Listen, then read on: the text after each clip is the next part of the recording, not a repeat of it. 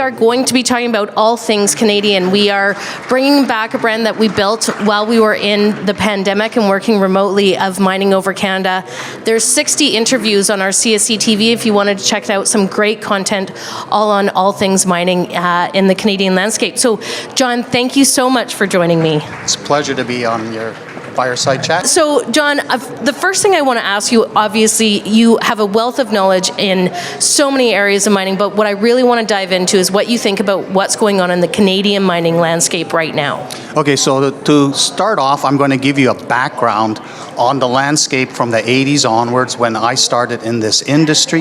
In the 80s, exploration was confined to Canada. You explored in Canada, you explored for big new deposits, the big guys bought it and developed them.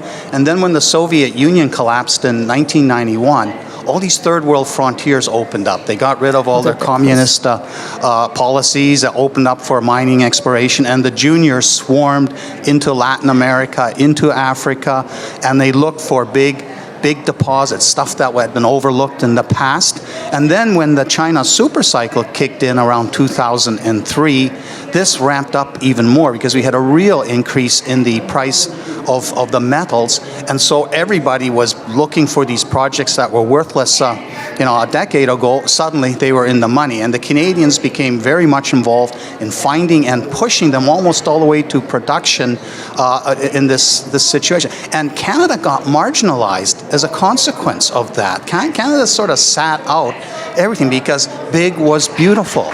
But now we're reaching a point where there aren't very big deposits to be found so easily, and they take forever to develop. So now, I'll just interrupt you there because Canada might have been marginalized, and we were obviously dealing with our interest rates back in the 80s, which probably didn't help. But Canada was really a front runner in raising capital for these projects globally, weren't they? Oh yes, like the capital markets, that it all came through Toronto. Australian companies listed on the TSX so that they would be forced to file a 43101 type of report, which was pioneered in the wake of VRIC as a way of disclosure, which the Australians didn't have, which made it easy for the institutions in that to look through the technical report and make their decisions. So yes, but the exploration was being done elsewhere. And now I see a huge return to Canada, safer jurisdictions, but also because the future is going to be small to medium-sized deposits, which the majors are not interested in.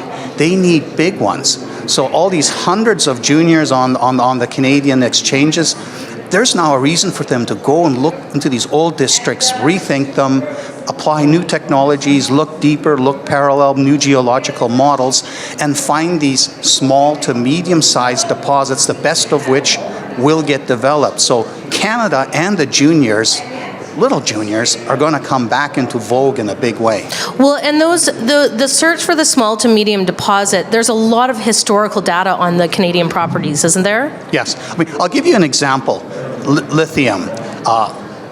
Lithium Mania 2.0 is about to happen. Lithium Mania. I want a t-shirt that says that. So Lithium Mania 1.0 was about 6-7 years ago, and then the Australians were so successful at finding their pegmatites and mobilizing them, and too much supply hit the market before the EVs were really rolling off the assembly line, and so the price crashed. But it's recently gone up tenfold, which is too high, but they now know they need 10 times as much lithium production annually than there is now. Now it's 100,000 tons a year of lithium metal, growing to 200,000 from projects like brines and that, which are already in the way, but there's all these additional ones. And pegmatites, the hard rock, Australia's easy. You fly over it and you see them. Canada's got swamp, moss, overburdened gravel from the glaciation, and everything's obscured. And there was lots of them documented in the archives, but what did you need lithium for in the past? So this is perfect. Now, maybe somebody will find a Greenbushes, like 150, 200 million ton lithium deposit that grades 2 to 3% lithium. But maybe, probably not. It's going to come from like 5 to 10 to 20 million ton deposits. And this is just beginning, as people realize. Either Tesla goes to $10 because the battery never is affordable when they want to mass market it, or there has to be 1 million tons of lithium produced annually by 2035. Where are they looking for lithium in Canada right now? There's certain regions, right? Well, it's beautiful. There are these pegmatites evolve on the margins of granitoid intrusions in greenstone belts. So where they have been looking for gold in that, there have also been pegmatite bodies, but because pegmatite, lithium was not really a big demand commodity. I mean, last year was worth only $10 billion total. It wasn't something anybody really looked for. So they're there, the trends are known, and juniors are now going through the archives and they're staking it. One of them, Brunswick Exploration here, one of my bottom fish, they've been doing this. They were amazed that the Canadians weren't doing it yet, and they just started a half year ago, and they're assembling all these trends right next to gold trends. Right. Okay, this brings up a good question, because I wanted to talk about this with you. One of the things that we've both talked about already is the fact that we kind of need the next generation to come to the mining sector. So as far as investors go, there's been a huge support from the retail investor, and it is an aging generation. We need to get the next retail investor into the market. Do you think stuff like commodities like lithium are what's going to bring them, that interest them, because they have an understanding for its application more than maybe other base metals? Well, it's not going to be gold that attracts them into this sector until Bitcoin has gone to what it's really worth, zero. Or backed by gold, I guess. Yeah. But lithium is something they can identify with because they love their Teslas. They were buying that all the way up. Of course, that's is coming back now. But securing the future with the energy transition and making these cars possible, this is something they can understand. So if they put a bet on one of these juniors, even they may not be the one that delivers the mine, but it's the collective action of all these groups struggling to do this. That's the 5% of them are going to deliver to secure the future. So I think this is a sort of cerebral gateway for young people to discover this resource sector, especially now that spec tech and all that cycle is over. That's not going to come back for quite some time. So we're in a special, so even though our poor resource juniors are getting clobbered in the last 2 weeks, even though they never went up in the first place. Well, everyone's getting clobbered. This is we're in it together. It's really exciting, because I think there's the resource sector's really going to flourish after a 10-year, purgatory bear market. So lithium might be the gateway commodity to get the next generation in? Yes, and it's because it's so perfect for little juniors in all these different jurisdictions. And of course, we have all these, First Nations issues. Yeah. And small juniors can work better with their local groups. You get a big company in, and everybody's hand comes out, and they become difficult. So the big guys are going to lurk in the background and watch what happens with these juniors, and then go and take out. And hopefully the juniors have developed proper relationships with the surrounding communities so that they also see the wisdom of this going forward. Okay, you bring up a good point. Obviously in Canada, a big topic of conversation in the mining sector, exploration or mining, is ESG programs. The requirement for them, the need for them. Investors want to invest in companies that have a program, even if it's not being implemented because they're so junior. Do you see this as helpful to the Canadian mining landscape, or is this a bit of a speed bump for us? Well, ESG, I see this as a potentially very valuable boost for the Canadian type mines, because China is the biggest producer, and Russia, of a lot of the metals out there, and they're also the biggest refiners and processors of even more metals. And nobody can compete because they dump the costs all downstream. So this is a problem Elon Musk has. He's got this nice fancy clean energy Tesla, but where are you getting your nickel from? Where are you getting your cobalt from? What sort of dirty sources? Yeah. And I think with the Canadians going after these smaller to medium-sized deposits and being able to provide a verifiable chain of custody so that these end users can certify, yes, this came from, say, this particular mine, and we know that it's clean, it complies with all the environmental rules, and that's a good thing. I mean, companies want to go into jurisdictions where there are no rules and build mine quick and dirty like they used to. Well, you can't do that here anymore. But now the very fact that there are all these rules that make sure it's done properly in place, now it's a chance to exploit that and turn that into a selling feature to justify. And with blockchain and that coming along to which allows you to track where the metals came from, that's a way that's coming too. And then you can compete against China. Like right now, personally, I think China and the West are going down the toilet in terms of relationships. I think the world's going to fragment, which is also why looking for these deposits in these safer jurisdictions has to happen, because we're not going to get stuff from China and Russia anymore. Do you think on that note, the pandemic maybe helped us nationally to spend more money in our jurisdiction just for logistic purposes? People can't necessarily travel or get a program going in another country after what we've just gone through in the past 2 years? Yeah, like places like Peru, it was really difficult to travel there.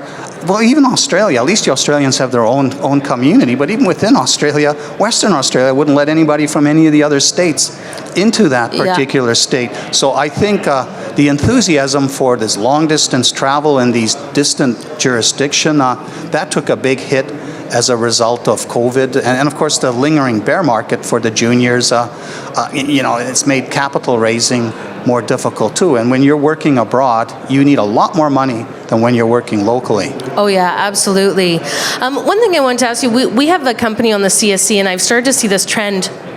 They've taken a historical property, it's in kind of reclamation mode, and they've actually got contracts with some of the big names like Tiffany's and so on, and Apple, because they're working very closely with Indigenous groups, and as they're doing reclamation and bringing the property back to life, there's kind of some remnants from the historic mine, and that's what they're using. Do you think we're entering a branding exercise in Canada to get that next generation of retail investor that, here's this wonderful story where great relationships with Indigenous, great ESG programs, and it's obviously very hot with the big companies like Tiffany's and like, Apple and so on and so forth. Are we entering like a branding focus on the mining sector? Yes, you finished my thought that I lost track of as I rambled on. No, I think this is really important because I think at some point the wealthier segment of the population is going to be willing to pay more for something that's got ESG type certification. And so you might be able to get a premium price for nickel that comes from a clean operation versus something that comes from a smelter somewhere from the LME warehouse, and it could be really dirty Russian Norilsk nickel that's coming from there. So this is this certifiability, branding that this is clean, and also tracking, making sure you aren't just greenwashing and BSing about where this stuff comes. That's got to be part of what Canada promotes, and not just decry ESG complaints and stuff like that. Yeah, I mean, ESG and relationships with Indigenous groups, I think probably our most underdeveloped mining opportunities in Canada is mostly on, what is known as their territory. So that'll be definitely important. If you're putting money in Canada in mining or exploration right now, other than lithium, what else interests you in the Canadian landscape? Well, one of the areas where there's going to be a huge problem is rare earths. Sorry, say that again. Rare earths. Rare earths, right? Yeah. So there was that boom 2009, 2012, but that was a sort of a displacement boom because the Chinese suddenly withheld supply and the price went through the roof, and we had a bit of a boom. But nothing really came into production as a result of this. But these EVs, electric vehicles, they need these permanent magnets that the neodymium and terbium and dysprosium, praseodymium are all part of. So I think looking for these, taking a fresh look on what was dismissed as too skinny, not interesting, that's something I think that will become interesting again. And then of course, nickel, platinum, palladium systems, copper systems, of course. Right. I mean, look at copper. They found resolution, deep, blind target, world-class target, and it's now hung up from being developed because some Native American groups are complaining that it's that the underground mine is underneath their whatever special sanctuary, and it's being blocked for what I think are frivolous reasons. Yeah. So, and even gold will be of interest. I mean, I did some numbers on. Well, let's hope so. Chinese gold production. They produced 230 million ounces since 2000. They're the biggest producer. Only 50 million of that ended up in the official central bank holdings. 63 million. So there's 180 million ounces unaccounted for. Well, China, all these state-owned entities, they're hoarding gold. They probably now own as much gold as the United States. And you look at the chart, and official sector central banks don't care. Well, I think when it finally is revealed how much gold China actually owns, and the war against the U.S. dollar as the single reserve currency happens, there's going to be a scramble for gold, more gold. And I think, so I'm not going to neglect gold exploration. It is useless, but it is a hedge against, structural uncertainty. Yeah, absolutely. Okay, one thing that you talk about, and you have a really interesting, the way that you approach kind of your investment thesis, which I know people can reach out to you and get more information on. As far as what's going on in Canada right now, there's a Grassroots, and you kind of mentioned that that's not as in favor, but based on the markets and the way that they are today, which has been scary, I'm sure, for all of us, Grassroots, new discovery, mining, reclamation, where would you put your money today based on these markets? What I'm seeing here, and I've created a bit of a template map of the story paths companies are adopting and the new strategies for success that they're deploying. So you go back to mineralized districts. It's like this pegmatite game. Yeah. These pegmatites have all been tripped over by prospectors and documented in the past, but ignored because who needed lithium for anything? So going into these archives and rethinking stuff, looking deeper, doing new geophysics that can see deeper, using the latest developments and alteration studies about, what do the fringes of a big system look like? Like everything sticking out of the ground has been pretty much found. Only the pegmatites are still sticking out of the ground waiting to be picked up. So rethinking districts that never quite made it, ones that were mines and got depleted, and even the ones that are being shut down for reclamation type work, get in there and go around, do sort of a brownfields type of exploration. So stuff that has historical data, right, and maybe historical operations, and a bit more on the later stage, right? So you're saying Grassroots not quite yet. We need to recover a bit, but maybe going into exploration and discovery. Yeah. So the problem with the Grassroots, where you fly a geophysical survey over a 50, 80 kilometer trend, is that's expensive, and then starting to prioritize targets, it's very expensive, and this market has a patience problem. They're not used to waiting. This is the biggest obstacle to young people coming in. They are momentum traders. Resource sector speculation, it's a series of events that happen. It's cycles in the economy. It's slow gambling. And I think as they get older and have kids and that, they'll like the idea of buying this junior. Okay, it's going to take 6 months to get the drill results and all that. So, I'll just ignore it in the meantime and not watch it day by day going up and down and around. Sometimes the best drill results in the world don't even do much. I mean, you really have to know your stuff too, right? So getting your due diligence from people who know what they're doing is important. See, the resource sector is tough. Geology is complex. So there's this huge education gap that's going to have to be filled. What is the geological context for a drill intersection? Did they drill down dip some veins and you have 100 meters of something glorious? Well, what's the tonnage footprint associated with that? So I think programs that are like Geology 101 type of thing, these things need to happen and educate this audience how to think about this this sector, and that of course makes it interesting because you can get an edge. Knowledge gives you an edge, and everything like where's Bitcoin or Tesla going to go next? There's no edge that you have. You're just guessing.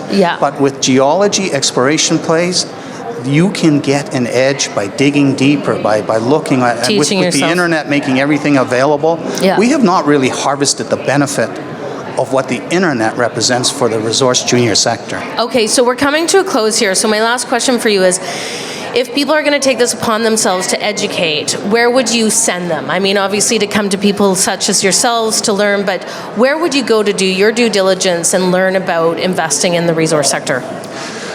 Well, I have my website is part educational platform. Yes, it's a great website, by the way. There's a free part to it. It covers all the companies for those who are paying members, the $450 a year.